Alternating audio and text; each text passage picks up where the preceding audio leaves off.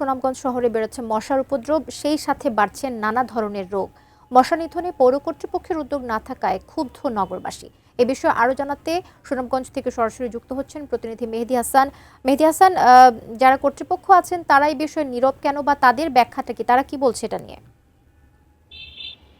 কবিতা, ধন্যবাদ আপনাকে। আমরা কথা বলেছিলাম এখানের যিনি নির্বাহী প্রকৌশলী আছেন কালী প্রসাদ, ওনার সাথে। তিনি বলেছেন যে সুনামগঞ্জে এই কিছুদিন ধরে মশার উপদ্রব উদ্বেগজনকভাবে বাড়ছে, কিন্তু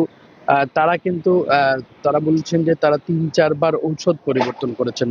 মশক নিধন যে ঔষধ আছে সেই ঔষধ পরিবর্তন করেছেন, পরিবর্তন করেও লাভ হয়নি, এবং তাদের যে বাজেট স্বল্পতা, এই দুইটা বিষয় একসাথে করে তারা আমাদেরকে বলেছেন যে তাদের বাজেট স্বল্পতা এবং এই যে ওষুধ কাজে দেয় না, তার কারণেই আসলে তাদের যে মশক নিধন যে অভিযান আছে সেই অভিযানটি তারা পরিচালনা করেন না। এবং পৌরবাসী বলছে গত ১ বছর ধরে কিন্তু কোন পৌরসভার পক্ষ থেকে এরকম কোনো অভিযান পরিচালনা করা হয়নি, কোনো মশক নিধন ঔষধ দেয়া হয়নি কোথাও।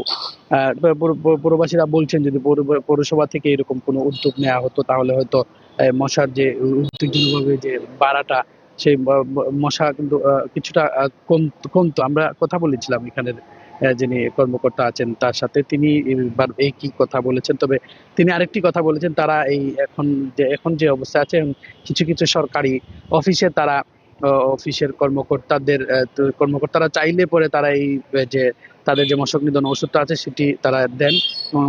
সার্বিকভাবে যে পৌর শহরের যে দেওয়ার কথা ছিল সেটি তারা আপাতত বন্ধ রেখেছেন। তারা চেষ্টা করছেন আরো ভালো ঔষধ কেনার জন্য, এবং তারা কয়েক দফা ওষুধ কিনেও ব্যর্থ হয়েছেন, যার কারণে আসলে এই ওষুধের উপর নির্ভর করতে চাচ্ছে না। তো এই ছিল আমার কাছে সুনামগঞ্জ পৌরসভার মশার সর্বশেষ তথ্য।